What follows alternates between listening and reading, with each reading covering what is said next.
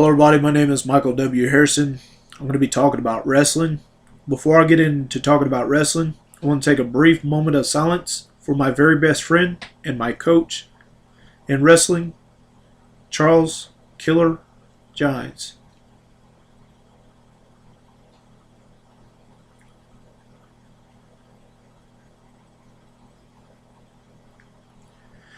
Okay, so I want to start about my career.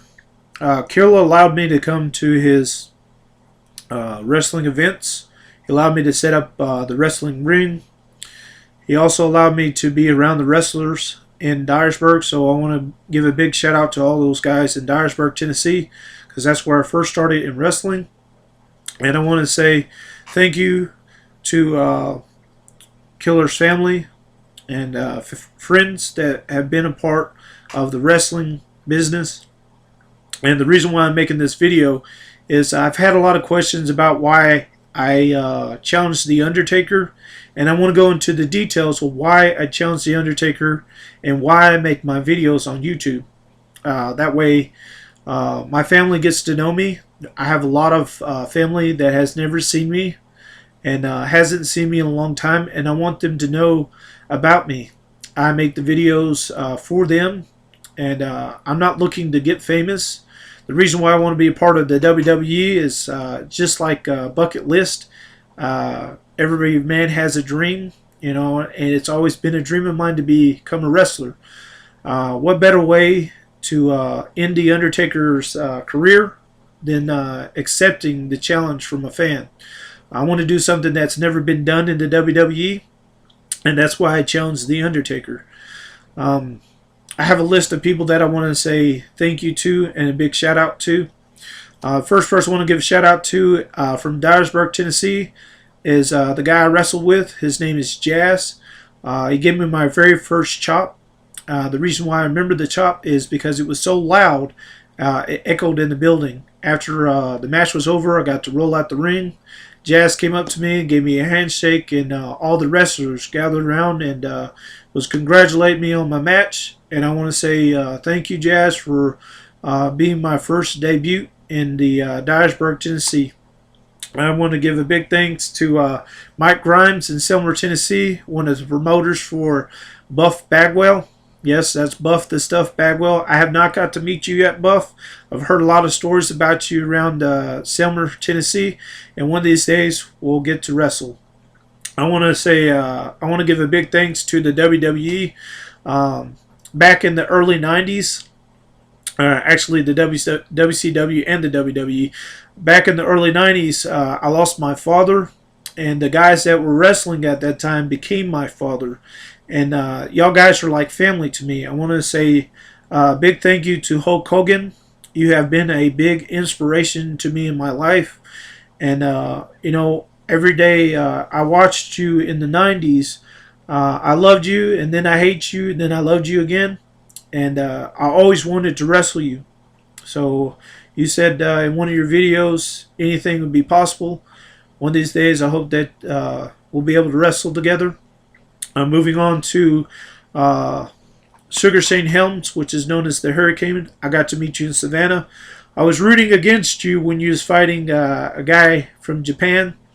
And don't think that I don't like you, because I've rooted for you many a times as the Hurricane. And I hope that you return back to the WWE.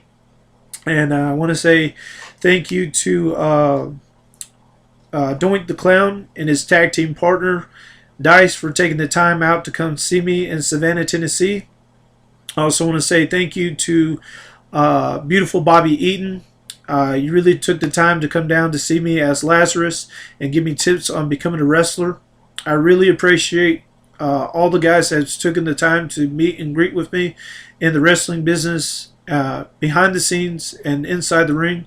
I want to say my biggest story I have for wrestling would be meeting Jerry the King Lawler. If you go to my Facebook and look through my pictures, you'll see an autograph from Jerry the King Lawler. He came down to Savannah one time at GameStop. There's about 576 people to about 1,000 people lined up to meet and greet Jerry the King Lawler.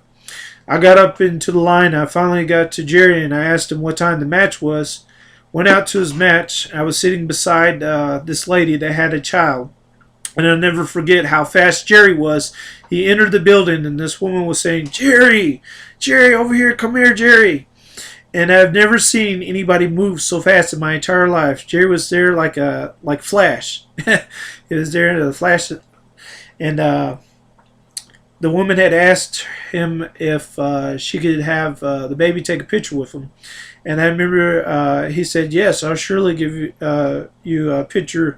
And I remember what had happened that had made her face really light up. And I'll never forget Jerry going, "Rawr!" And when he did that, the baby had, he had lit up, he had smiled, and you should have seen the woman's face. It made me smile inside because she was smiling, and that baby, it was one of the most fun times being outside the ring. And I had asked Jerry if he would ever train anybody, and he had told me that he most likely would not train anyone. But if I had a new wrestling coach, a new trainer, I most likely would pick Bill Dundee, Jerry the King Lawler, and Ric Flair. The reason being is because they've been around the business for a long time, and I'm really looking forward to finding a new wrestling coach. And that's the reason for this video. And the reason for the other video to challenge the Undertaker was to do something that's not been done. In that video challenging the Undertaker, if you look really closely, I was trying to bring back Ricky the Steamboat Dragon. I really look up to Ricky the Steamboat Dragon because he was a high flyer. A lot of times people don't know this in the real world. High flyers take a lot of risk, and it's something that the WWE has missed out on. I'm glad that the Dudleys have returned. I'm glad that some of the high flyers have returned back to the WWE, and I'm stoked about this upcoming Sunday about Hell in a Cell. I'm hoping that I see Stone Cold Steve Austin sneak into Hell in a Cell and give the Undertaker a Stone Cold Stunner. And I'm hoping that this video will inspire others. I want to talk about a little bit about Diamond Dallas Page. He had sent a video of receiving a two-time recipient of being honored for wrestling, and he had received his Hall of Fame for the second time, and he was talking about his story, and it made me realize that I needed to give my story to the WWE, why I want to be a part of it. The WWE means family. If you look at how it's structured and behind the scenes, I've met a lot of guys and gals that have been in my life, trained in Dyersburg, trained in Savannah. I've got to meet a lot of nice folks that even if they were a heel, I'm a big fan of Rusev. If you ever become a face, I hope that you take that Alexander the Great. That's the face name that I've been blaring about on Facebook. I've been watching you for quite some time. I'm still going to be behind you, whether you're good or bad. And for all those guys and gals I have not got to see or meet in wrestling, especially those guys in the back, know that you mean something to somebody out there, and that even though you may not wrestle all the time, that you are as special as the person that they put in front of the videos. Like let's say for instance, Seth Rollins. Seth Rollins and Randy Orton. That would be a good match to watch. That's a good match to see at Hell in a Cell. Some of those guys they promote, they forget about the small guys on the card. There's a lot of guys that I'll probably most likely start promoting, especially coming from the Next. I'm glad that they're promoting, Kevin.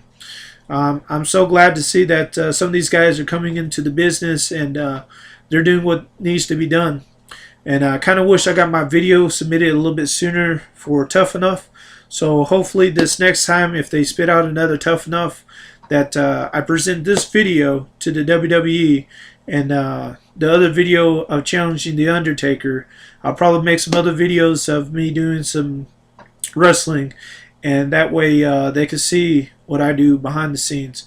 And hopefully that one of these days, even if the Undertaker doesn't accept my challenge, at least I got the challenge out there, and at least I did it. That's the thing that I want to do. Is it's not to be famous, it's to say at least I was there. You know, let's say for instance I got into the UFC and I got to fight Ken Shamrock. You know, talking about a Ken Shamrock fight, I'm going to go into talking about Dana White there for a second, because he's been a good friend of mine on Facebook, and he blared out wrestling's fake. I really want you to go back and look at the tales of the tape between Bill Dundee and Jerry the King Lawler. And I would ask you to take a 30-day challenge just to be a part of the WWE. Get inside the WWE ring for 30 days, Dana White, and you'll see the difference of why wrestling isn't fake.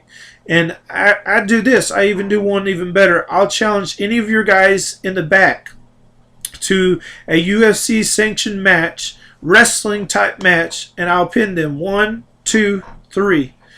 I want to tell you about one of the stories in my mixed martial arts. I got to go down to Mongolian State, and I got to meet John McCarthy, the guy that says, "Are you ready? Are you ready? Fight." He actually did my last fight, which was 2007 at Mongolian State. I'll never forget the time that I had met you. So I want to say thank you for refereeing my match. Some of the guys I want to say thank you to on my list, referee-wise, because I want to go to, I've never got to meet Earl. And one of these days, I hope that when I become a part of the WWE, that you get to referee my match, Earl. And I'll be very proud to, shake your hand and thank you for what, even if I lost. That's what the business is about. Some of the guys that are part of the business that don't want to do the job, I'm going to tell you, there's guys like me out there wanting to be in your position. There's girls out there wanting to be in your position. They would love to be a part of the WWE. And every day that you think that it's going to go wrong, or you can't show up for the business, that's the life you chose. That's the business you chose. Remember, you're not only doing it for yourself, you're doing it for your family. And that's what the WWE means to me. And that's what I think I'll bring to the WWE. I have a good character and I have a bad character. And I will present those characters on the upcoming videos. And I'm trying to find, I guess, the right music. I had one that was picked out, but I don't think that would be good. I'll be trying to do some promotionals. I did talk about making some other videos for music that will be coming up here very soon. It won't be tonight. It may be tomorrow.